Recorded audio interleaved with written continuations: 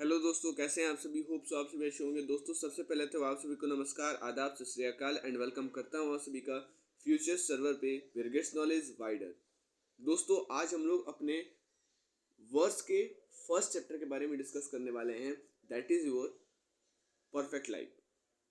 वैसे ये कोई स्टोरी नहीं है, बल्कि ये सारे के सारे जो इस वीडियो में हम लोग डिस्कस करेंगे वो पोएम्स होंगे। ठीक है, जो भी हमारे पोम्स हैं उनके बारे में हम लोग डिस्कस करेंगे इन दिस वीडियो। दोस्तों, हम लोग समझेंगे एक परफेक्ट लाइफ क्या होता है, फिर हम लोग समझेंगे कि नींद ना आने से क्या दिक्कतें आ सकती हैं, और फिर हम लोग समझेंगे आगे जाके कि अलग अलग चीज़ समझेंगे। एक माता का अपने बेटे के प्रति प्रेम, जो कि हमारा लास्ट चैप्टर है, उसके पहले जो हमारा है वो बेसिकली बताएगा, वो जो चैप्टर है वो हमें बताएगा एक बहुत पुराने ओzymandias के बारे में, जो कि आपका इजिप्ट से रिलेटेड एक स्टोरी है वो रहेगा। उसके पहले आपका एक और स्टोरी रहेगा, उसके बाद एक और स्टोरी रहेगा उपा गुप्ता करके। ठीक है, उसमें बुद्ध के डिसिपल के बारे में बताया गया है। और इस तरीके से हम लोग अपने चैप्टर्स, अपने जो वर्स के चैप्टर्स हैं वो कंप्लीट करेंगे। तो चलिए दोस्तों, मेरे देर के वीडियो को स्टार्ट करते हैं। दोस्तों, हमारा पहला चैप्टर है that is your perfect life. अब देखिए दोस्तों, एक आपने आनंद मूवी से एक डायलॉग देखा होगा या सुना होगा, देखा क्या होगा, मूवी भी देखी होगी और डायलॉग सुना होगा आपने। बाबू मोशाय, जिंदगी लंबी नहीं बड़ी होनी चाहिए, ये आपने डायलॉग सुना होगा, और उसी पे आधारित ये स्टोरी भी है। इसे लिखा था बेन जॉनसन ने, द परफेक्ट लाइफ। ये स्टोरी नहीं बल्कि ये पोएम है। ठीक है, बेन जॉनसन द्वारा इस पोएम को लिखा गया। क्या है पोएम, एक बार पोएम को लोग बता देते हैं। It is not growing like a tree in bulk, doth men better be, और standing long an oak tree, oak 300 year, to fall a dog at last, dry bald sear. ठीक है, a lily of a day is fairer than a May, fairer in May. Although it fall and die that night, it was the plant and flower of light.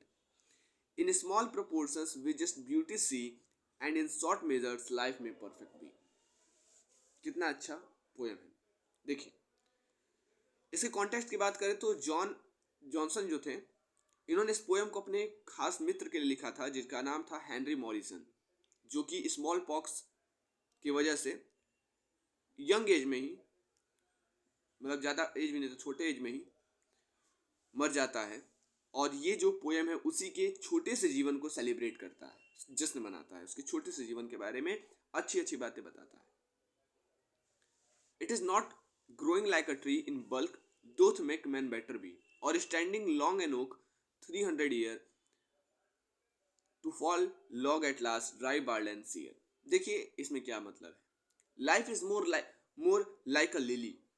Life जो है ये lily की तरह है, then a tree. एक tree के बजाय एक लिली की तरह है, क्योंकि लाइफ छोटा हो सकता है, जीवन छोटा हो सकता है। अगर जीवन छोटा है तो वहाँ पे ब्यूटी है, वहाँ पे खूबसूरती है, वहाँ पे मोमेंट्स हैं। वहीं the quality of life is more important than quantity. देखिए, लाइफ की क्वालिटी बेहतरीन होनी चाहिए, जीवन का जो गुण है वो अच्छा होना चाहिए। जीवन ज़्यादा होना अच्छा नहीं होता है। जीवन छोटा ही हो लेकिन उसमें अच्छी अच्छी बातें हो जाएं तो ये क्या ही जीवन हमारा कहलाएगा, बहुत ही बेहतरीन जीवन कहलाएगा।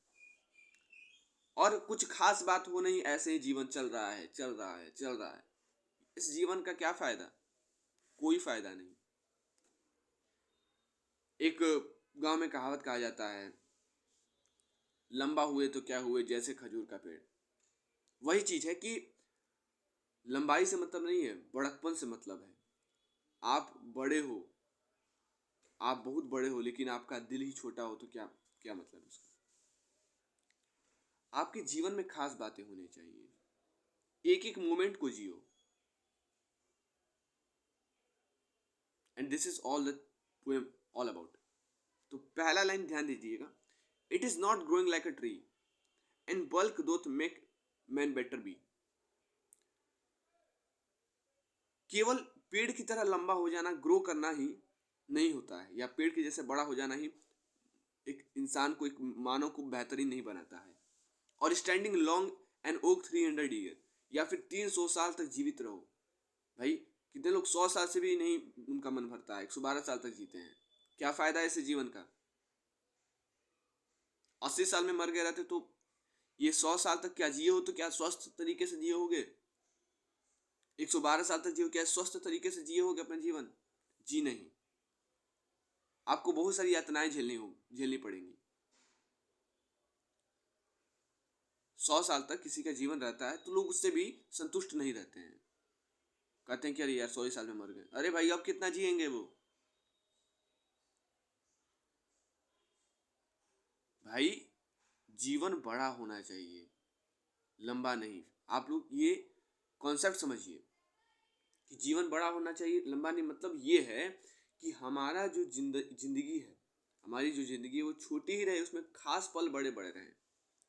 ठीक है, जीवन बड़ा मीन्स क्या कि उसमें खास पल जो है वो बड़े बड़े रहें, उसकी क्वालिटी अच्छी खासी हो, क्वांटिटी से मतलब बिल्कुल नहीं है। जैसे कि एक ओक का ट्री, शाहबलूत का पेड़, जो कि 300 साल तक जीवित रहता है, लेकिन अंत में उसका भी क्या होता है? उसका भी वही हस्त्र होता है जो हस्त्र एक छोटे से जीवन में एक मानव का हो जाता है। लेकिन उस छोटे से जीवन में खूबियां और गुण बहुत ज्यादा हैं, उस बड़े से जीवन में गुण कुछ नहीं है। क्योंकि 300 साल तक जिंदा रहेगा तो वो क्या मुरझाएगा नहीं? वो बिल्कुल मुरझाएगा।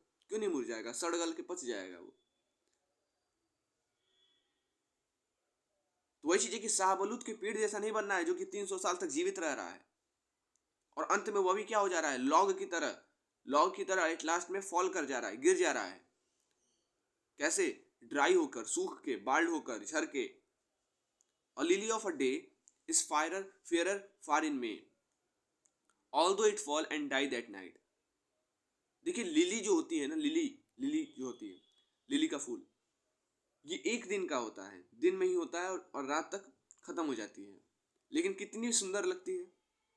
उसी में ओक भी रहता है, ओक जीवित रहता है, लेकिन क्या वो सुंदर लगता है कि लिली सुंदर लगती है?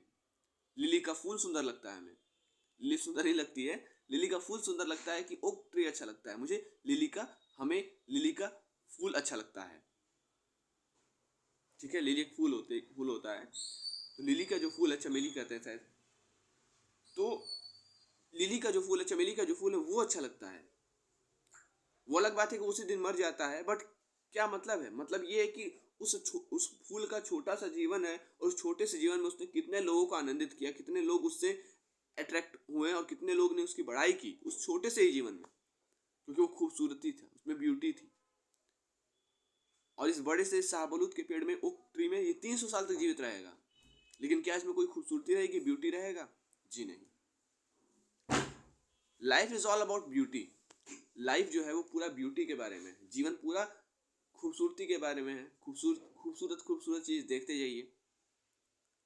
बीएचयू में भी मधुबनी पार्क है, मधुबनी पार्क में जाइए, वहाँ पे बहुत सारी खूबसूरती देखने को मिलेंगी। मैं बात बगीचों की कर रहा हूँ, मैं बात फूलों की कर रहा हूँ, भौरों की नहीं कर रहा हूँ, मैं बात फूलों की कर रहा हूँ। तो आप जाइए बीएचयू के मधुबनी पार्क में और फूलों को देखिए,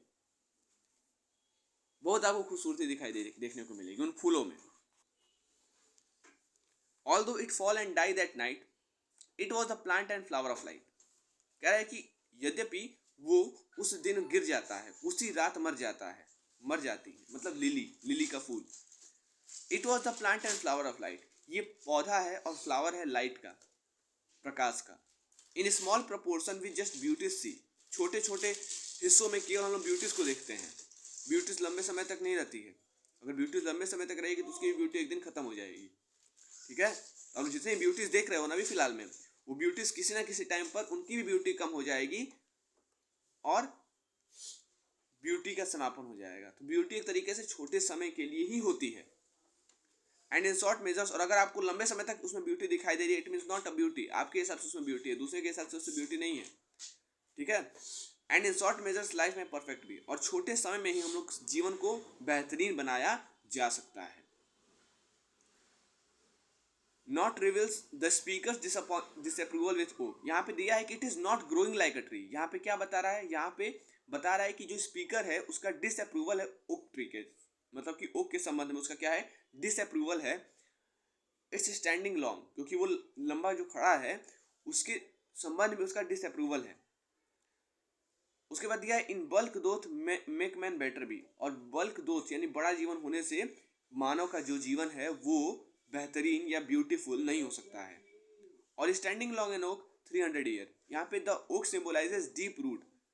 ओक जो है वो सिंबलाइज कर रहा है डीप रूट, गहरे जड़ों को, लॉन्गिविटी को। दस endurance does not make the life better be, तो इसलिए इंड्योरेंस जो है किसी भी लाइफ को, किसी भी जीवन को बेहतरीन नहीं बना सकता। टू फॉल, यहाँ पे मतलब क्या है, और standing long an oak 300 year to fall a log at last dry bald and sere. इसका मतलब है कि जो imagery shows a beautiful old tree falling become an ugly bald log.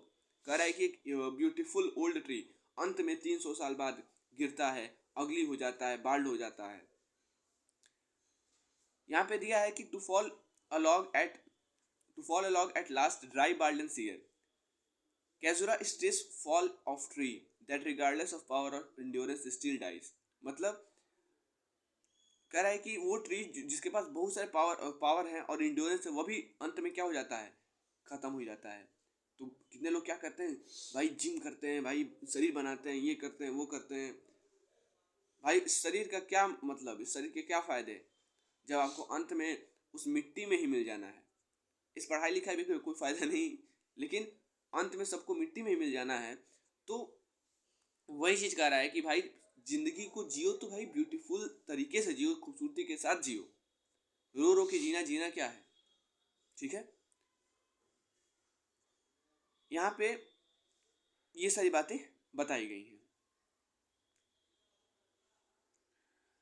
Next, a lily of days fairer far in May, although it fall and die that night, it was the plant and flower of light. देखिए basically एक snippet है। स्नेपेट वो होता है जो कि 14 lines का होता है। तो 14 लाइन्स का ये है, द लिली सिंबलाइजेस प्योरिटी। यहाँ पे लिली क्या सिंबलाइज कर रहा है, प्योरिटी को, मेजेस्टी को। और इसे बर्थ फ्लावर ऑफ मे, इसे मे महीने का बर्थ फ्लावर माना जाता है। इस फ्लावर को ऑफन फनरल के लिए, फनरल मतलब जब कोई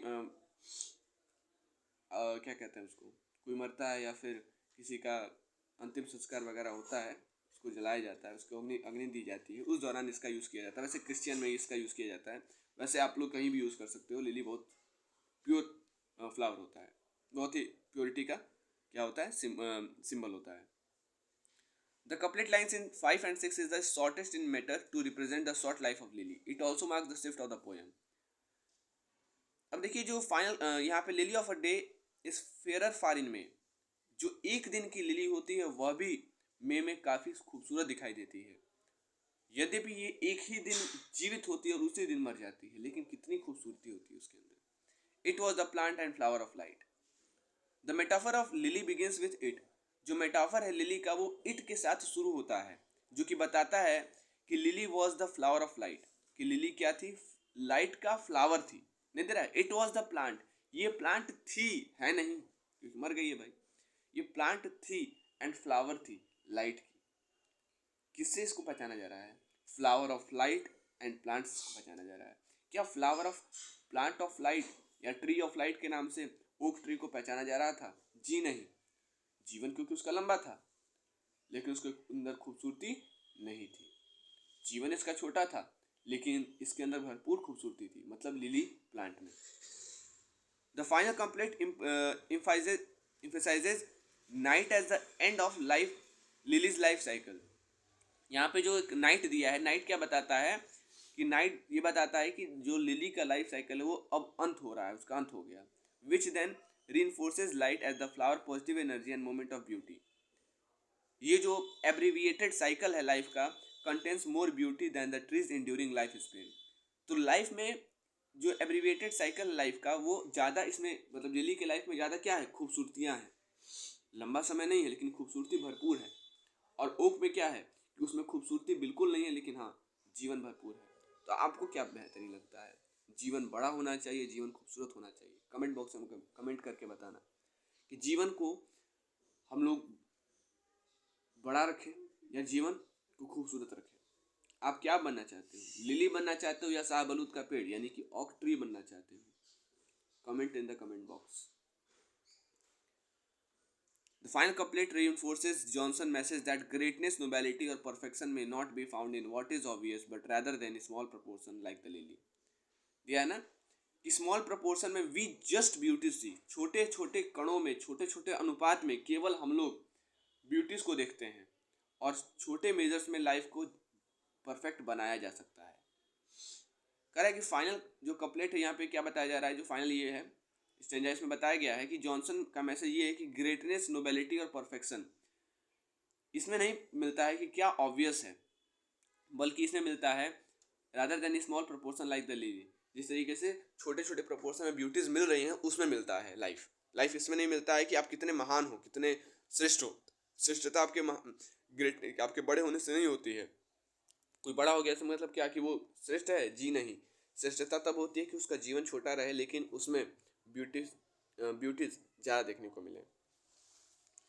choice of diction with just and may reveals the opportunity inherit in life even abbreviated ones. देख रहे हो ना, दिखा है कि in small proportion we just beauties see, छोटे समय में या छोटे प्रपोर्शन में केवल हम लोग ब्यूटी को देखते हैं, लेकिन शॉर्ट मेजर्स में लाइफ को हाँ परफेक्ट बनाया जा सकता है। परफेक्ट हो जरूरी नहीं, हाँ, लेकिन परफेक्ट बनाया जा सकता है शॉर्ट मेजर्स में।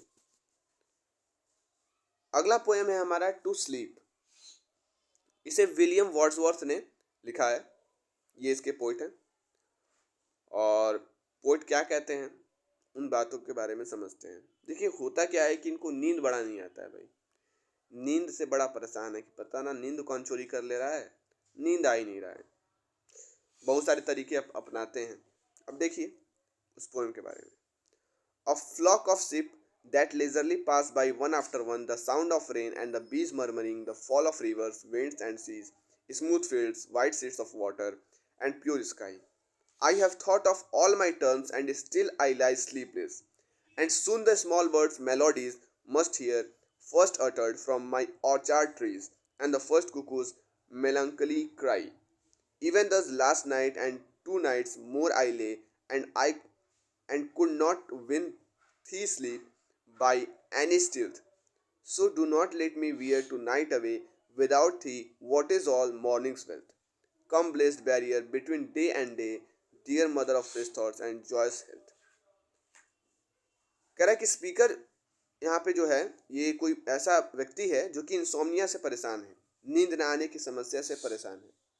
ही लाइज स्लीपलेस ऑल नाइट, पूरे रात भर तक ये बिना नींद आए पड़ा रहता है, इसको नींद ही नहीं आती है। चाहता है सोना लेकिन सो नहीं पाता है।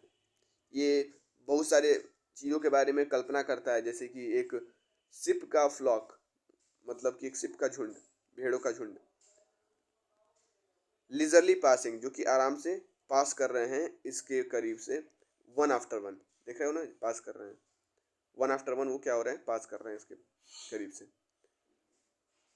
फिर वो ट्राई कर रहा है इमेजिन करना रेन का साउंड, बारिश का जो आवाज़ है उसे, मरमर ऑफ बीज, बीज का यानी कि मधुमक्खियों का जो भी करना होता है, जो आवाज़ है मरमरिंग वो। फिर फॉल ऑफ रिवर्स, रिवर्स का फॉल यानी कि नदियों का गिरना। फिर विंड्स एंड सीज, फिर स्मूथ फील्ड्स के बारे में सोचता है, यानी कि एकदम साफ सुथरे खेतों के बारे में सोचता है, स्मूथ फील्ड्स। काम वाटर्स एंड क्लियर स्काई, शांत पानी और साफ आसमां। ही सैडली हेल्पलेसली थिंक्स, बहुत दुखी मन से सोचता है कि ही शैल सुन हियर स्मॉल बर्ड्स, कि वो बहुत जल्दी ही चिड़ियों का चहचहाना सुनेगा अपने ऑर्चार्ड ट्री से। He has not been able to win sleep by any means, लेकिन वो किसी भी तरीके से सो नहीं पाता है, दिन हो जाता है, भोर हो जाता है, लेकिन बेचारा सो नहीं पाता है। एंड इज़ क्वाइट एग्जॉस्टेड, और वो बहुत ज़्यादा थक जाता है। बिना नींद के उसका पूरा दिन का जो पैसा है, दिन का जो वेल्थ है, दिन का जो धन है, वह भी व्यर्थ है। Night is the blessed barrier, देखिए ध्यान दीजिएगा क्या लिखा है, रात या रात्रि ये एक ब्लेस्ड बैरियर है बिटवीन डे एंड डे। इसका बहुत बड़ा मीनिंग है बिटवीन डे एंड डे का, क्योंकि जो नींद है एक दिन को ख़त्म करके दूसरे दिन की शुरुआत कर देता है। ये जो नींद है वो एक दिन को ख़त्म करके दूसरे दिन की शुरुआत कर देता है। Sleep ends a day and begins a day. ठीक है, स्लीप जो है एक दिन को ख़त्म करता है और एक दिन की शुरुआत करता है। तो नाइट जो है एक ब्लेस्ड बैरियर है, एक बैरियर है, मतलब कि ऐसा बैरियर है जो कि आदमी चाहता है कि आए, क्योंकि रात भर तक अगर मतलब कि जागता है तो बैरियर नहीं है, लेकिन रात भर तक अगर सोता है तो वो बैरियर जरूर है, वो बाधा जरूर है। तो नाइट एक ब्लेस्ड बैरियर है। क्यों कहा है, कवि कह रहे हैं, पोइट ने ऐसा नाइट को ब्लेस्ड बैरियर इसलिए कहा गया है क्योंकि हर एक व्यक्ति यही चाहता है कि उसे रात के टाइम में नींद कैसे न कैसे लग जाए। और बैरियर इस तरीके से है कि स्लीप जो है वो एक दिन को ख़त्म करता है और अगले दिन की शुरुआत करता है। As it bring with it sleep the mother of fresh thoughts and joyous health. क्योंकि अपने साथ नींद लाता है। रात्रि जो है वो ब्लेस्ड बैरियर से लिखा गया है क्योंकि रात्रि जो है ये एक दिन की अंत करता है नींद के साथ और दूसरे दिन की शुरुआत करता है नींद के साथ। यानी कि नींद ही मेन कारण है, लेकिन इस नींद को भी लोग मांगते हैं, ब्लेस्ड करते हैं। तो नाइट एक ब्लेस्ड बैरियर है बिटवीन डे एंड डे, क्योंकि ये अपने साथ स्लीप को लाता है, अपने साथ नींद को लाता है। And mother of fresh thoughts, और अगर आप अच्छे सोओगे तो आपको अच्छे अच्छे थॉट्स आएंगे, अच्छे अच्छे विचार आएंगे, और आपका जो हेल्थ भी रहेगा वो जॉयस रहेगा, खुशहाल रहेगा। और अंत में जो पोएम है उसमें अंत में पोइट क्या कहता है, स्लीप एज डियर मदर, मतलब कि नींद को माता के साथ तुलना करता है। क्योंकि एक बच्चे को अच्छा नींद कब आता है, जब वो अपने माता श्री के, माता के मौजूदगी में क्या करता है, सोता है। The poet knows well if he gets sound sleep the he will get fresh thoughts. और जानता है, पोइट जानता भी कि ये उसे अच्छा नींद कब आएगा, जब वो उसे फ्रेश, मतलब कि अगर उसे अच्छा नींद आएगा तभी उसे फ्रेश थॉट्स आएंगे, अच्छी नींद नहीं आएगी फ्रेश थॉट्स नहीं आएंगे। दैट्स वाई उसने अब स्लीप को डियर मदर के साथ कंपेयर किया। पूछता है कितने बार कि पोइट ने क्यों नींद की तुलना माता से की। इसलिए की क्योंकि जो माता है यानी कि जो मदर है, इनके प्रेजेंस में एक बच्चे को, एक बालक को बहुत बेहतरीन नींद आता है। और इसके वजह से, और यही पोइट का भी विचार है भाई, क्योंकि पोइट है उसको फ्रेश थॉट्स की ज़रूरत है, अच्छे सोच की ज़रूरत है। तो फ्रेश थॉट्स कब आएंगे, जब उसको अच्छे से नींद आए। He will get fresh thoughts and joyous health which are necessary for poet to write poetry. Next हमारा पोएम है ओzymandias।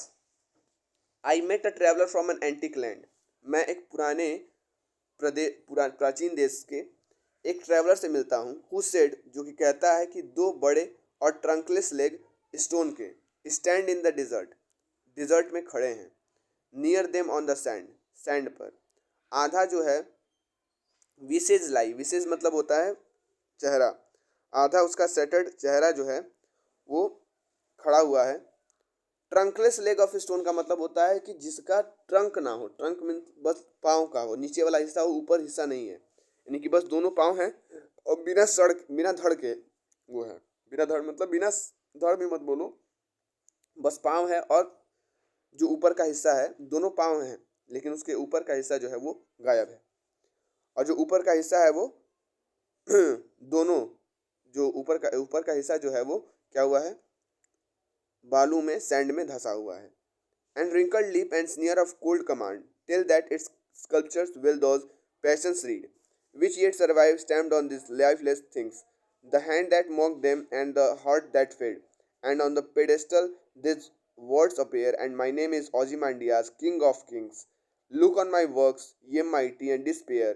Nothing beside remains. Round the decay of that colossal wreck, boundless and bare, the lane and level stands stretched far away. इसे लिखा है PV सेली ने, जिसको कि पैरसी बाइसे सेली इनका पूरा नाम है। पीवी सेली आप लिख लोगे तभी हो जाएगा। ओzymandias, स्पीकर यहाँ पे एक ट्रैवलर से मिलता है एंटीक लैंड से, जो कि उसे स्टोरी बताता है एक स्टैचू के खत्म होने का, एक मूर्ति के खत्म होने का। नेटिव कंट्री में उसके खुद के देश में एक स्टैचू है, एक मूर्ति है जिसको, जो कि एकदम बर्बाद हो गया है। दो बड़े बड़े पाँव, दो बड़े बड़े पाँव नहीं, दो बड़े बड़े पैर स्टोन के, पत्थर के, जो कि खड़े हैं बिना किसी बॉडी के। Near them a massive crumbling stone head, और उसके पास एक बहुत बड़ा क्रम्बलिंग स्टोन हेड का जो है वो लाई है, पड़ा हुआ है, half sunk in the sand, जो कि आधा डूबा हुआ है बालू में। The traveller told the speaker, traveller speaker को बोलता है that the prone and स्नियर of cold command, जो कि ये फ्रोन है और जो स्नियर है कोल्ड कमांड का, उसके आदेश का। On the statues face indicate that कि स्कल्पचर अंडरस्टूड वेल इमोशंस, कि स्कल्पचर जो है उसकी मूर्ति को जो है उसको बहुत अच्छे तरीके से स्कल्पचर ने समझा है, मतलब कि जिसकी उसने मूर्ति बनाई है उसके इमोशंस को उसने अच्छे से समझा है, इस तरीके से वो प्रतीत होता है। The memory of this emotion survives stamped on the lifeless statue, लेकिन इस लाइफलेस स्टैचू पे उस इमोशंस के मेमोरी अभी भी दिखाई देते हैं। Even though both the sculpture and subject are both now dead, यद्यपि स्कल्पचर मतलब मूर्ति को बनाने वाला और उसका सब्जेक्ट उसका विषय दोनों ही अब खत्म हो चुके हैं। On the pedestal of the statue appear the words, इसके स्टैचू के पेडेस्टल पे मतलब इसके जो नीचे वाला पोर्शन होता है मतलब दीवारों पर यूँ कहें तो लिखा हुआ है, माई नेम इज़ ओजीमांडियाज, मेरा नाम ओजीमांडियाज है, राजाओं का राजा, मेरे कार्य को देखो ये बेहतरीन है और इससे दूर हो जाओ। But around the decaying ruin of statute nothing remains, लेकिन इसके आसपास कुछ नहीं है, सब कुछ खाली है, कोई कुछ दिखाई नहीं देता है, केवल lone and livable stands which stretch out around it. तो मूर्तियां भी पहले के समय में क्या बनाई जाती थी कि उन मूर्तियों में इमोशंस छुपे होते थे, आज की मूर्तियों में इमोशंस नहीं छुपे रहते हैं। ठीक है, लेकिन आज की मूर्तियों में मैं नहीं कहूँगा, अभी फिलहाल में ही श्री रामचंद्र का मूर्ति जो बना है अयोध्या में वही बेहतरीन है, उसमें भी इमोशंस छुपे हुए हैं, कितने लोग उस मूर्ति को देख के रो देते हैं। तो इमोशंस कुछ कुछ मूर्तियों में है, जैसे कि मैंने बताया श्री रामचंद्र की मूर्ति अभी जो फिलहाल में बनी, तो ये स्कल्पचर के अंदर होना चाहिए कि हाँ भाई उसके इमोशंस को समझ के उस मूर्ति को बनाया। वैसे ही ये भी है कि my name is Ozymandias kings of king, look and my works ye mighty and disappear, but around the decaying ruin of the statue nothing remains, लेकिन इस स्टैचू के करीब या इसके आसपास कुछ नहीं है, केवल रेगिस्तान और रेगिस्तान ही है। इमेजिन कर सकते हो आप, केवल रेगिस्तान और बीच में केवल एक स्टैचू जिसका पैर दोनों अलग है, सर धड़ यानी कि जो है धड़ जो है उसका आधा बालू के अंदर धंसा हुआ है। नेक्स्ट हमारा जो पोम है वो है आपका ऊपा गुप्ता। अब ऊपा गुप्ता की बात करें तो ये बुद्ध के डिस्पर हुआ करते थे। अब लोग बोलो ये कौन लिखे हैं, ये रविंद्रनाथ टैगोर लिखे हैं इसको, ठीक है, इनके जो पोइट है वो ऊपा गुप्ता के, वो रविंद्रनाथ टैगोर है। ऊपा गुप्ता जो कि बुद्ध के शिष्य हुआ करते थे, ये पड़े रहते हैं, सोए रहते हैं डस्ट में, धूल में, by the city wall of Mathura के किनारे, मथुरा की दीवारों के करीब। Lamps were all out, doors were all shut and stars were all hidden by the murky sky of अगस्त। ये आप पढ़ सकते हो, ये पूरा 2 पेजेस का है, अच्छे से एक बार पढ़ लो इसको।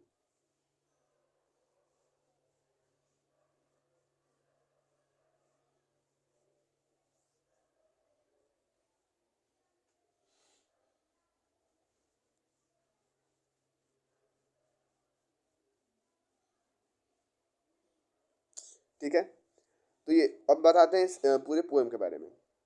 ऊपा गुप्ता डिस्पल हुआ करते थे बुद्ध के। एक रात्रि वो जमीन के करीब सोए रहते हैं सिटी वॉल ऑफ मथुरा के। All the lamps had gone out, सारे लैम्प्स बुझ गए थे, सारे डोर्स बंद हो चुके थे। ऑल ऑफ अ सडन उपा Gupta was awakened by the tinkling sound of anklets. उपा गुप्ता जो है वो अवेकेंड मतलब कि जग जाते हैं एंकलेट्स के, पायलों के छन छन की आवाज़ से। And dancing girls feet had touch his breast, और एक डांसिंग गर्ल जो है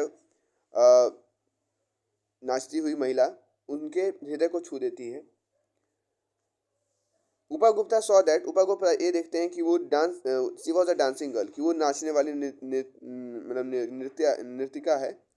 she was all decorated in shining jewels, बहुत ज़्यादा डेकोरेटेड दिखाई दे रही थी शाइनिंग ज्वेल्स में, चमकते हुए ज्वेल्स में।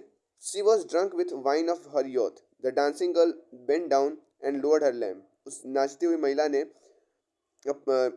झुकी और उसने अपना लैंप नीचे किया। She saw the handsome face of the monk, उसने एक तपस्वी का एक बहुत हैंडसम चेहरा देखा। She begged him to forgive her, वो उसे भीख मांगती कि मुझे माफ़ कर दीजिए। और वो उसको मतलब कि उपा गुप्ता को इनवाइट करती है कि वो उसके घर आए। एट दिस एस्केटिक रिप्लाइड, इस पर वो जो संत हैं, वो संत साधु संत जो हैं, तपस्वी जो हैं, वो रिप्लाई करते हैं, O women go on your way, I shall visit your home when the time is ripe for it. क्या कहते हैं, अपन रहते हैं शक्ति से, अपन ऐसे पिघलते नहीं हैं। तो अपन ऐसे पिघलते नहीं हैं, और वही कारण इनका भी होता है कि ये भाई जो उपा गुप्ता हैं थोड़े सख्त रहते हैं और ये पिघलते नहीं है। कहते हैं कि ओ महिला, अपने रास्ते जा, मैं तेरे घर आऊँगा जब भी समय आएगी। Some time later it was a spring night, all the people of the city had gone to the woods. सारे लोग सिटी के, उस शहर के वुड्स के मेलों की घरों में चले जाते हैं। They had gone there to celebrate the festival of flowers, the full moon was shining high up in the middle of the sky. Upa Gupta passed through the city gates, वो वहाँ पे जाते हैं सेलिब्रेट करने के लिए फ्लावर्स के festival. The full moon was shining up high up in the middle of the sky, sky के बीचों बीच फुल मून जो है, पूर्ण चंद्रमा, साइन अप कर रहा था। Upagupta pass through the city gates, Upagupta जो है वो सिटी गेट्स के थ्रू पास किए। And stood near the outer wall, और खड़े रहें आउटर वॉल के करीब, बाहरी दीवार के करीब वो खड़े रहें। Just then the monk saw woman lying near his feet, तो तुरंत वो देखता है कि एक जो महिला है वो उसके करीब, उसके पैरों के करीब लेटी रहती है। She was struck with a horrible disease, उसे बहुत ज़्यादा भयावह डिजीज हुआ रहता है, चेचक हुआ रहता है। There were all over her body, पूरे उसके शरीर पे। She has been driven away from the city, उसे शहर से निष्कासित कर दिया गया है इस भयानक से डिजीज़ के वजह से। वो जो तपस्वी रहता है वो बैठ जाता है और उसका सिर अपने कदमों पर लेकर, he took her head on his knees, अपने घुटनों पर उसका सर ले लेता है। ही वेटेड हर लिप्स, उसके लिप्स को में पानी डाल, मतलब कि पानी देता है, उसको पानी पिलाता है। And applied balm on her body, और उसके बॉडी पर बाम लगाता है। द वुमेन आस्क, वो जो महिला है वो पूछती है, ओ मेरिसफुल वन, हे दयालु व्यक्ति, आप कौन हो? द यंग एक्सटिक रिप्लाई, और वो जो नौजवान तपस्वी रहता है वो रिप्लाई करता है, perhaps you remember once you invited me to your house, एक बार तुमने मुझे घर बुलाया था। हाँ, ये वही नृत्यका है, जी हाँ। आई टोल्ड यू देन, मैंने तुम्हें से कहा था कि आई वुड विजिट यू, मैं तुम्हारे यहाँ आऊँगा। व्हेन द राइट टाइम, जो जब राइट टाइम आएगा तब मैं तुम्हारे यहाँ आऊँगा। Now at the last time, अब अंतिम समय मैं तुम्हारे यहाँ आया हूँ और मैं यहाँ हूँ। और ये पूरा ये पोयम था उपा गुप्ता, ठीक है। वैसे उपा गुप्ता नहीं था, उपगुप्त है, उपगुप्त। उपा गुप्ता में भी कुछ कर रहा हूँ, उपगुप्त है, ठीक है। प्रोनाउंसिएशन इसका उपगुप्त है। अच्छा, अब बात करते हैं नाइट ऑफ द स्कॉर्पियन। इसे लिखा है by Nissim Ezekiel. I remember the night my mother was stung by scorpion. 10 hours of steady rain had driven him to crawl beneath a sack of rice, parting with his poison flesh of diabolic tail in the dark room. He risked the rain again. इसका मतलब क्या है? 10 घंटे की लगातार वर्षा के बाद had made the scorpion of stick shelter under a sack of rice in the house of the narrator. होता क्या है कि इनकी माता को कोई रात में, गहरी रात में कोई बिच्छू डंक मार देता है। लगातार 10 घंटे तक बारिश होने के बाद had driven him to crawl beneath a sack of rice, वो sack of rice, चावल की बोरी के पीछे जा छिपता है नरेटर के, मतलब कौन, बिच्छू। आफ्टर स्टिंगिंग हिज मदर, उसको उसकी मदर को डंक मारने के बाद। It went out risking the rain again, उसके बाद फिर से बारिश होने लगती है। The tail of the scorpion is refer to as devilish, यहाँ पे जो टेल है, जो पूछ है स्कॉर्पियन का, उसे डेविल माना गया है। और एविल, क्योंकि ये पॉइजन कंटेन करता है, उसके पीछे में ही जो पूछ होता है उसमें ही पॉइजन होता है। And also because of the belief, और इस बिलीफ की वजह से भी कि डेविल जो है वो स्कॉर्पियन के पॉइजन के थ्रू, यानी कि जो जो शैतान है वो बिच्छू के पॉइजन के थ्रू ही क्या करता है, एक्ट करता है। The peasants came like swarm of flies and buzzed the name of God 100 times. इसमें कह रहा है कि जो जैसे ही न्यूज़ फैली वैसे ही जो आस पड़ोस के किसान थे वो आज आज हम धमकते हैं and recited the name of God और भगवान का नाम जपने लगते हैं पॉइजन के जहर के इफेक्ट को कम करने के लिए. With candles and with lantern through throwing giant scorpion shadows on the mud baked wall. They searched for him. He was not found. They clicked their tongues with every moment that scorpion made his. Poison moved in mother's blood, they said. May he sit still, they said. Poet जो है वो use करता है simile किसका, swarm of flies का, ये show करने के लिए कि विलेजर्स का क्या बिहेवियर है. ऑब्वियस बात है अच्छा बिहेवियर है क्योंकि सभी समय पर आ जाते हैं तो बहुत अच्छे विलेजर्स रहते हैं. Namely flocking in numbers and buzzing the name of God like flies buzzing. जिस तरीके से मधुमक्खियाँ भिनभिनाती हैं वैसे ये लोग नाम बड़बड़ाने लगे भगवान का. They visit either to witness the mother in pain. ये आते हैं जो मेरी मम्मी रहती है उनके पेन को दूर करने के लिए और कंट्रीब्यूट इन द प्रेयर और प्रार्थना में कंट्रीब्यूट करने के लिए. द ऑनमोटोपोइक वर्ड्स बज्ड एंड क्लिक्ड यहाँ पे क्या बताता है, कांस्टेंट नॉइज को, लगातार शोरगुल को बताता है. उनके लैंट्रेन और उनके जो कैंडल्स हैं वो जियांट स्कॉर्पियंस के शैडोज को बनाने के लिए दिखाई देते हैं on the wall. Through this इस तरीके से डेपिक्शन जो है शैडोज का, the poet wants to convey the narrator's fear of situation. यहाँ पे जो डेपिक्शन है शैडोज का वो क्या बता रहा है, पोइट के डर को बता रहा है of situation and create the frightening background. भाई अब किसी की भी मम्मी को बिच्छू मार देगा तो बेचारा डर जाएगा. दे सर्च फॉर द स्कॉर्पियन. वो सभी के सभी लोग बिच्छू की तलाश करते हैं to stop it from moving, उसे मारने के लिए, यू कैन तो उसको मूव करने से रोकने के लिए, क्योंकि उनका मानना ये था कि जो पॉइजन है वो मदर्स के ब्लड में, मम्मी के जो ब्लड है खून है उसमें मूव कर रहा है. व्हेन द स्कॉर्पियन मूव्ड, जब भी स्कॉर्पियन मूव कर रहा है वैसे वैसे मम्मी का ब्लड में क्या हो रहा है, पॉइजन भी मूव कर रहा है. ये बात है, यानी जैसे जैसे ब्लड मूव कर रहा है वैसे वैसे पॉइजन मूव कर रहा है. दैट्स वाई वो लोग स्कॉर्पियन को क्या कर रहे हैं, ढूंढ रहे हैं कि उसको रोका जा सके कि भाई तुम मत मूव करो, क्योंकि तुम मूव कर रहे हो तो पॉइजन भी ब्लड में क्या हो रहा है, मूव कर रहा है. But their search was in vain, लेकिन उनका सर्च व्यर्थ रहता है. They hoped and prayed that scorpion stayed. वो होप करते हैं और प्रे करते हैं कि स्कॉर्पियन जो है वो रुक गया होगा. May the sense of your poison birth be burn away tonight, they said. May your suffering decrease the misfortunes of your next birth, they said. May the sum of all evil balanced in this unreal world against the sum of good become diminished by your pain, they said. May the poison purify your flesh of desire and your spirit of ambition. They said, and they sat around on the floor with my mother in the center, the peace of understanding on each face. ये express करते हैं इस चीज़ को मानना कि जो pen है, जो दर्द है, वो जितने भी पाप हैं आपके पिछले जन्म के उनको मिटा देगा और आपके जितने भी अगले जन्म के मिसफॉर्च्यून्स हैं उनको कम कर देगा. जो भी मुसीबतें आएंगी उनको कम कर देगा.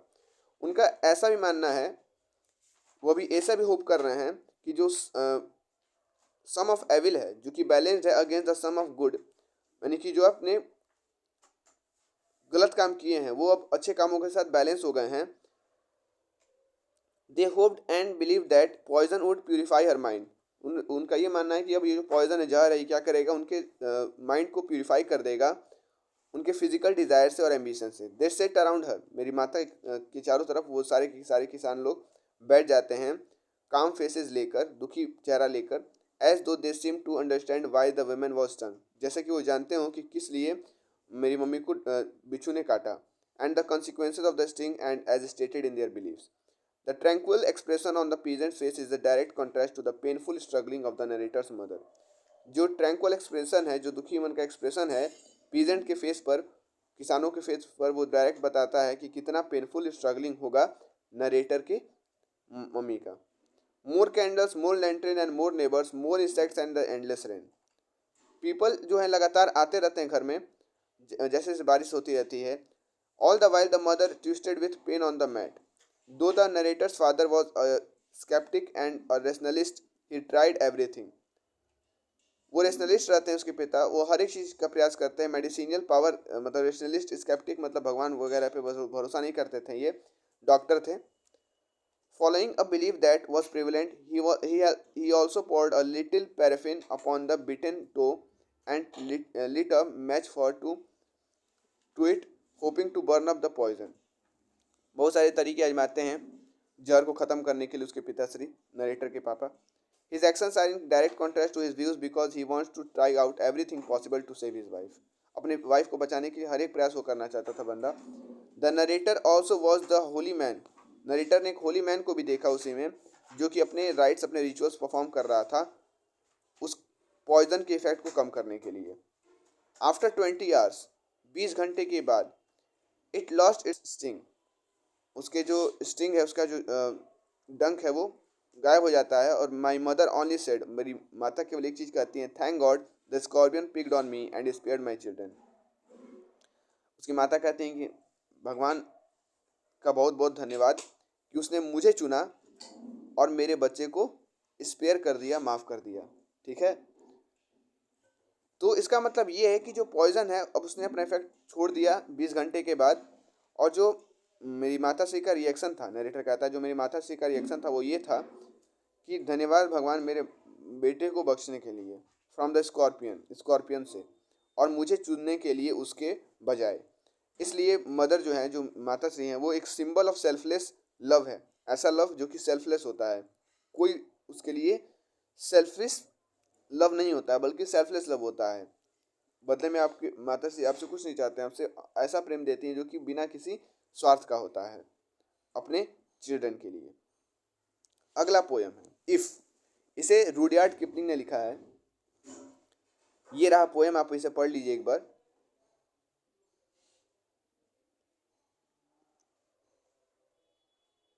अब देखते हैं.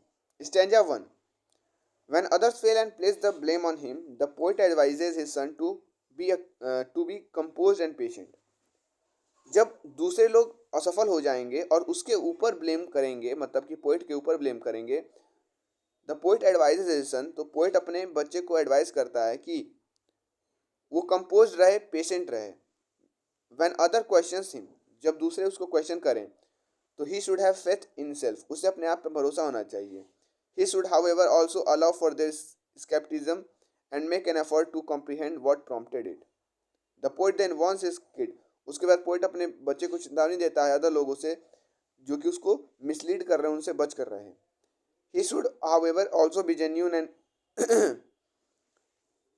Should never lie in his life. Poet ये बोलता है अपने बच्चे से कि तुम्हें कभी अपने जीवन में झूठ नहीं बोलना है. पीपल विल डिस्पाइज हिम, लोग क्या करेंगे, तुम्हें डिस्पाइज करेंगे. But instead of returning their hated, लोग तुम्हें धुतकारेंगे, लेकिन उनके हेटेड के रिटर्न में तुम उन्हें प्यार दो, उन्हें प्रेम दो. The poet cautions him against seeming or sounding too knowledgeable or superior to other sins. If he follows all the advice given above, his kid would appear and sound superior to others and appear to be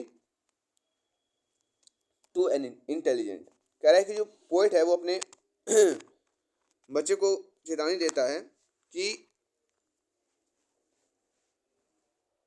सीम और sounding to knowledgeable और superior to other, तुम दूसरे से knowledgeable और superior तब तक दिखाई दो जब तक कि वो सारे एडवाइसेस जो ऊपर दिए गए हैं, if he follows all the advices given above.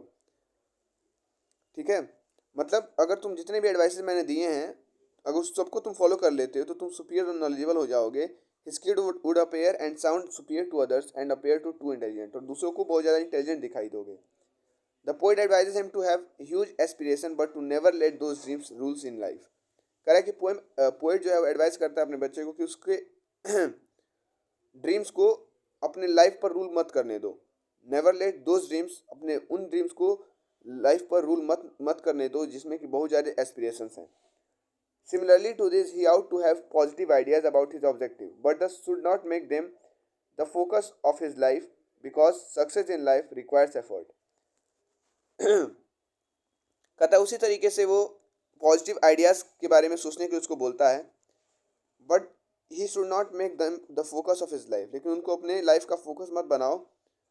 Objectives रखो लेकिन उनके अपने लाइफ का फोकस मत बनाओ, क्योंकि सक्सेस जो होते हैं लाइफ में सपनों से नहीं आते हैं, सक्सेस एफर्ट से आते हैं. Simply daydreaming and pondering would not get you anywhere in the life. दिन भर सपने देखना, इससे आपका लाइफ में कोई चेंज नहीं आने वाला है. Therefore it is important to set objective. इसलिए इंपॉर्टेंट है कि कुछ ऑब्जेक्टिव रखो, इन्वेशन रखो, a better future, and work करो डिलीजेंटली उस गोल को अचीव करने के लिए. The poet advises meeting Triumph and disaster and treating those two imposters equally in the third sentence. The word triumph and disaster have their initial letter capitalized. Triumph और disaster का जो initial letter वो capitalise किया गया है. क्यों? क्योंकि ये स्पेसिफिक नहीं, ये बल्कि जनरल स्पेसिफिक है. This two extreme characteristics existence, ये जो दो एक्सट्रीम कैरेक्टरिस्टिक्स हैं, एक्सट्रीम कैरेक्टराइज एग्जिस्टेंस, ये जो जो बताए मैंने, ट्रिम्फ और डिजास्टर मतलब मुसीबत और जीत, ये दो एक्सट्रीम्स हैं. या तो तुम असफल हो जाओगे या तो तुम जीत जाओगे. The poet refers to them as fakes and or impostor. They either bring immense happiness or terrible misery. कहने का मतलब है कि अगर तुम प्रयास करते हो, बेहतरीन प्रयास करते हो, तो तुमको दो चीज़ें अचीव करनी है. देखो बात क्या है, सिंपल सा, कि जीवन में दो चीज़ें हैं, या तो तुम बहुत बड़े बन जाओगे या तो बहुत बेकार बन जाओगे. और वही चीज़ें, बहुत बड़े बनना मतलब ट्रिम्फ और बहुत बेकार बनना मतलब disaster. However, because they are short time, the poet advises speaking just the truth and having the guts to confront it. केवल तुम सच पर भरोसा रखो और उसको उसका सामना करने का प्रयास करो, उसको कन्फ्रंट करने का प्रयास करो. जब भी when when it is being used to deceive people in fifth line. He should also have the fortitude to rebuild things he has built that are broken using outdated tools. That is using the energy or abilities you now possess. ठीक है. और बाद में पछता कर कोई फायदा नहीं. बाद में पछता कर कोई फायदा नहीं जब चिड़िया चुग गई खेत. वही बात है कि he should also have the fortitude to rebuild the things he has built that are broken using outdated tools. उसे उसके पास इतना हिम्मत होना चाहिए कि वो दोबारा से, अगर असफल हो जा रहा तो भाई ऐसा नहीं कि मतलब एकदम डिमोटिवेट हो जाओ, नहीं, तुम इस चीज़ को दोबारा बनाने का, रिबिल्ड करने का प्रयास करो. The poet advises making a pile of all one's accomplishment before taking significant risk. Significant risk लेने से पहले जितने भी अकम्प्लिशमेंट्स हैं उनका एक पाइल बनाओ. इन अदर वर्ड्स कहें तो one should not be frighten to try new things. नई चीज़ को प्रयास करने से कभी भी डरना नहीं चाहिए. बिकॉज दे में आइदर हेल्प देम सक्सीड, या तो वो उनकी हेल्प करेगा सक्सीड करने में, या तो क्या कर देगा, बीइंग डिजास्टीरियस, या फिर डिजास्टीरियस होने से उसको ख़त्म कर देगा. अगर कोई असफल हो जाता है सिग्निफिकेंट रिस्क लेने से, तो ही उसे दोबारा रिट्राई करना चाहिए. दोबारा रिट्राई करना चाहिए शुरुआत से, बिना रिफ्लेक्ट और डिस्कस किए हुए, सिटबैक विथ अदर्स, मतलब अपनी असफलता का ढिंडोरा ना पीटते हुए आपको दोबारा रीस्टार्ट करना चाहिए. इसका बेस्ट स्टोरी अगर आप देखना चाहते हो तो मूवी देखो, ट्वेल्थ फेल, जिसमें रीस्टार्ट करके एक ढाबा भी खुलता है. ठीक है, स्टॉल, तो प्रिपरेशन के लिए बनता है. तो बेसिकली ट्वेल्थ फेल भी इसी तरीके से है कुछ, restart. The poet advises using one's heart nerve and sinew or bravery when one grows weary or fails in the fifth stanza of the poem. When there is nothing left in the life, one should possess.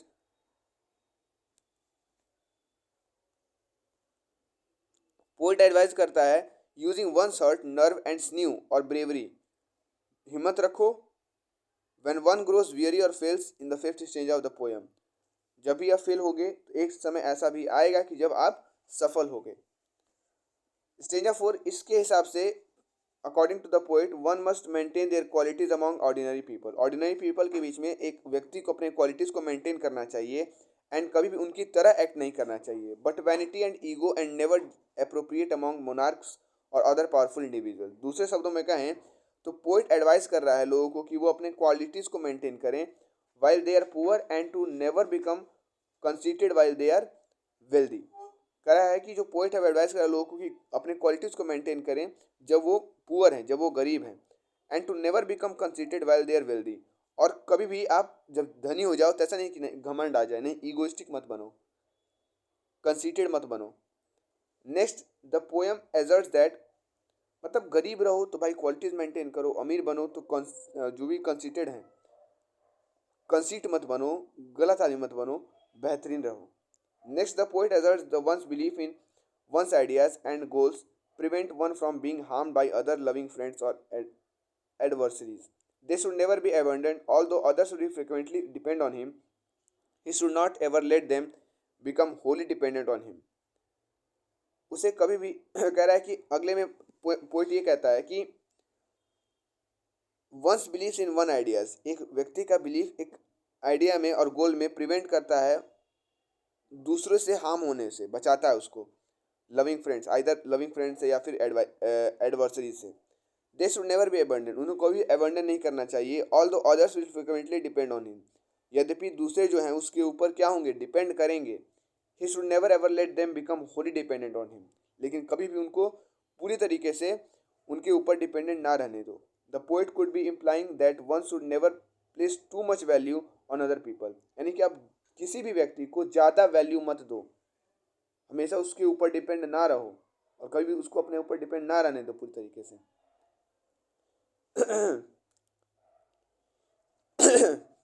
Since doing so will cause one to become emotionally connected to them and cause future harm, क्योंकि ये अगर आप ज़्यादा जिस आदमी को जितना connect करोगे ना, जितना जिससे बहुत ज़्यादा कनेक्टेड रहोगे, ये सब यंग एज वालों के लिए, जितना जिससे ज़्यादा कनेक्टेड रहोगे उतना फ्यूचर के लिए आप अपने आप को नुकसान पहुंचा रहे हो। तो किसी से उतना ज़्यादा कनेक्टेड मत रहो भाई, कनेक्टेड रहोगे फ्यूचर में जाके आपको तकलीफ देगा, क्योंकि जब नींव हिलती है ना तो पूरी इमारत मतलब कि गिर जाती है। तो ये कनेक्शन आपका नींव है, अगर नींव पे कोई हमला कर दे तो बहुत ज़्यादा हार्म पहुंचता है उस बिल्डिंग को।